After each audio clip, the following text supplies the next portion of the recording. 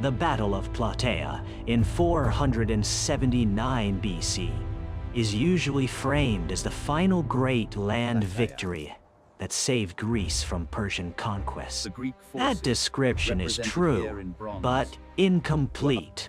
Because when the decisive moment came, the Greek alliance did not look glorious, disciplined, or fully in control. It looked unstable. Its men were thirsty. Its formations were strained. Its retreat had become confused. Spartan authority was openly challenged from within, and the Athenians were left separated in uncertainty. To any outside observer, this did not resemble the prelude to one of history's most important victories. It resembled the breakdown of a coalition under unbearable pressure. Mardonius saw exactly that, and he made the decision that changed everything. Plataea was not won by a perfect strategic script. It was won because one side misread disorder, mistook strain for collapse, and attacked at the worst possible moment. So if we want to understand why Plataea mattered, we cannot begin with triumph. We have to begin with fragility. The Persian defeat at Salamis had not ended the war. It had only changed its shape. Xerxes withdrew to Asia, but he left behind Mardonius with a substantial land army and a clear mission: complete the conquest of Greece. Mardonius was not a reckless commander.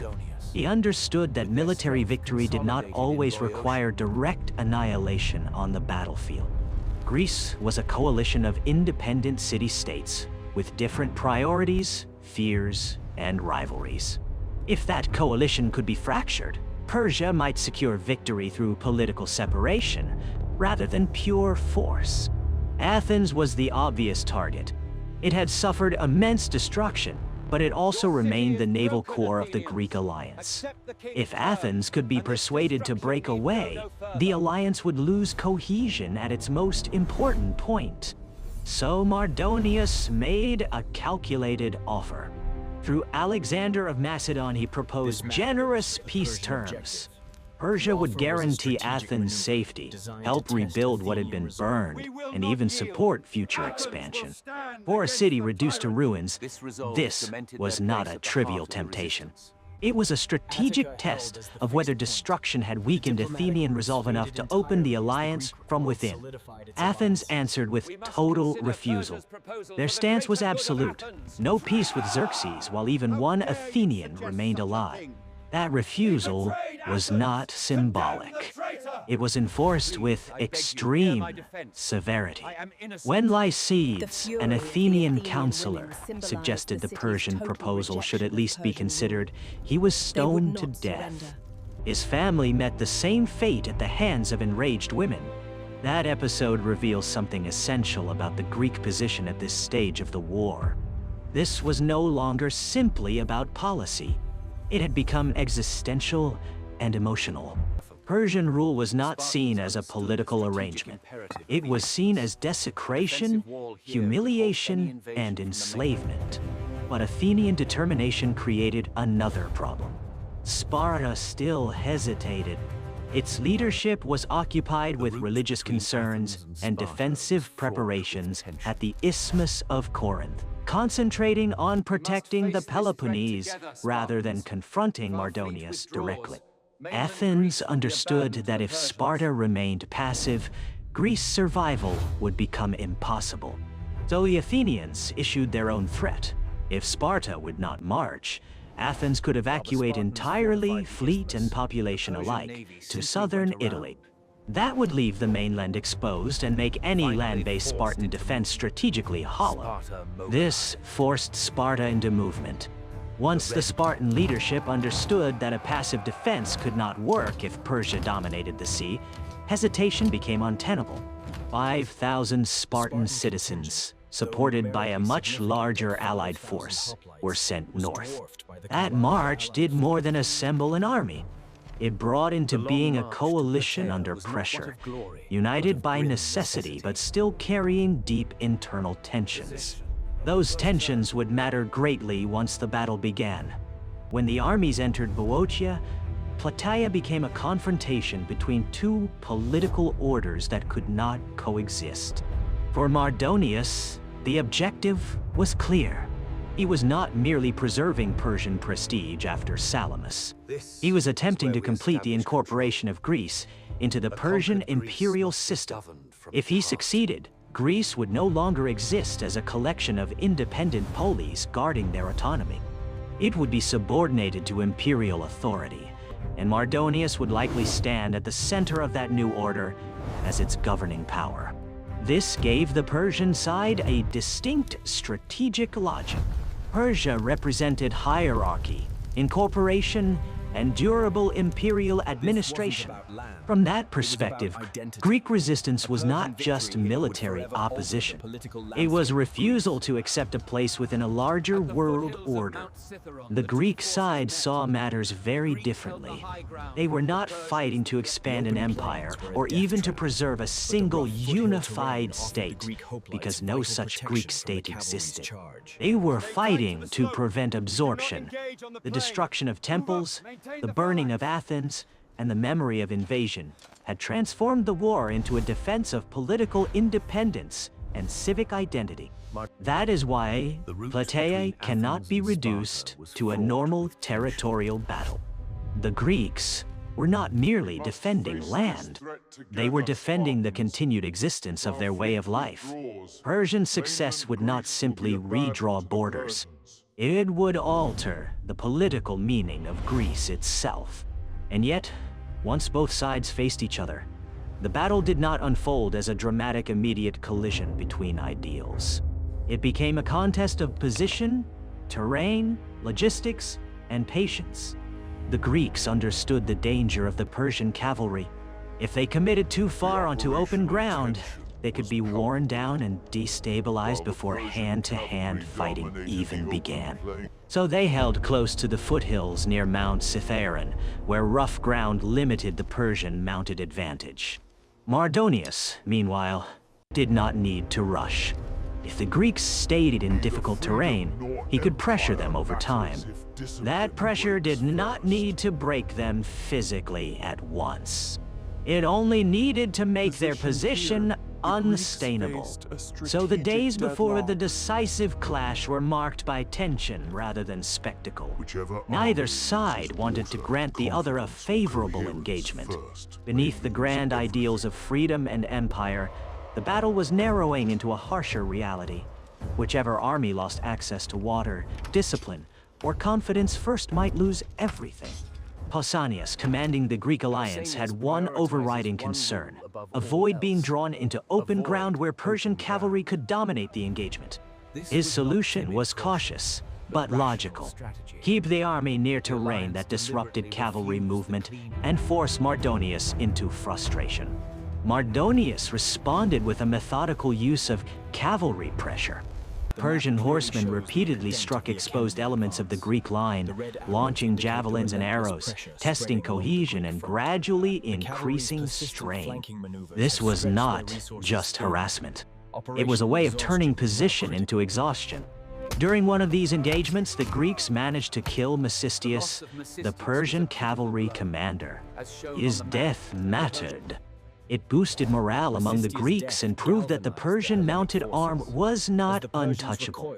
But moments like this can distort strategic judgment. Tactical success can create a false sense of control. That seems to have happened here. Encouraged by the moment, Pausanias moved his forces to a lower position to secure better access to water from the Gargaphia spring. This was understandable. Armies do not fight on courage alone. Water was critical. But the shift exposed the Greeks to exactly the type of Persian response they had been trying to avoid. Mardonius seized the opportunity immediately. Persian cavalry disrupted Greek communications to the rear and captured the spring, rendering the water source unusable. The Greek position now became highly dangerous. They were not merely under pressure. They were thirsty, cut off, and increasingly unable to sustain their deployment. At this point, Pausanias ordered a nighttime withdrawal to a more secure position. On paper, It was a sensible decision. In execution, it nearly unraveled the alliance. The withdrawal did not proceed cleanly. The center moved too far and lost coherence. On the right, the Spartan commander Amphiaratus refused to retreat at all, denouncing the move as dishonorable. On the left, the Athenians did not have a clear picture of what was happening. Darkness, distance, and divided judgment turned a necessary redeployment into confusion. By morning, the Greek alliance was no longer arranged as a stable battlefield formation. It was scattered across different positions, with parts of the army disconnected from one another. This is the crucial point. The Greeks were not destroyed, but they looked disordered enough to invite a fatal Persian interpretation. Mardonius saw Greek movement, broken alignment, and abandoned ground. He concluded that the alliance was retreating in earnest, perhaps even collapsing. That reading was understandable, but it was wrong in the one way that mattered most. He attacked. This was the battle's decisive error. Mardonius believed he was exploiting victory. In reality, he was forcing a confrontation before Greek core combat power had actually been broken. Persian forces crossed the Asopus and pressed aggressively.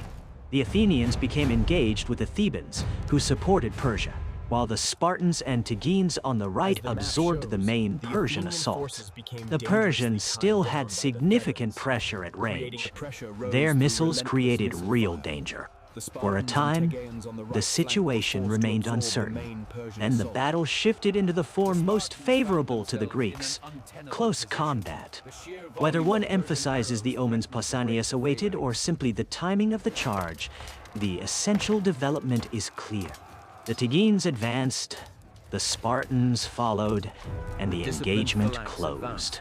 Once that happened, the relative strengths of the two sides changed sharply. Persian forces, formidable in many contexts, were less effective in sustained close quarters fighting against heavily armored Greek hoplites. Greek shields, armor, formation, discipline, and shock in hand-to-hand combat now mattered more than cavalry mobility or missile pressure. At that point, leadership visibility also became dangerous. Mardonius, mounted prominently on a white horse, stood out. He was struck down in the fighting, traditionally by the Spartan Iamnestus. His death did not magically erase the Persian army, but it broke the coherence of the attack at the worst possible moment. What had been launched as a confident pursuit now became an engagement without a stable center. This is why Plataea is so revealing. The Greeks did not transform confusion into victory because chaos itself was somehow brilliant. They won because their disorder was misread. Mardonius attacked when he believed the enemy was already beaten, and by doing so, he gave the Greeks the close battle they still had the capacity to win. After Mardonius fell, the Persian position deteriorated rapidly, but not instantly. Under Artabazus, many survivors withdrew toward the fortified wooden camp. The camp offered structure, walls, and a chance, however slim, to avoid total annihilation. But by then, the psychological direction of the battle had changed. The Persian army no longer carried the momentum of assault. It was trying to survive. When the Greeks reached the camp, the Spartans hesitated, partly because siege methods were not their natural strength. Other allies moved first. The Tegeans breached the defenses. The Athenians followed, and once the enclosure was broken, the camp turned from refuge into trap. The killing inside was severe.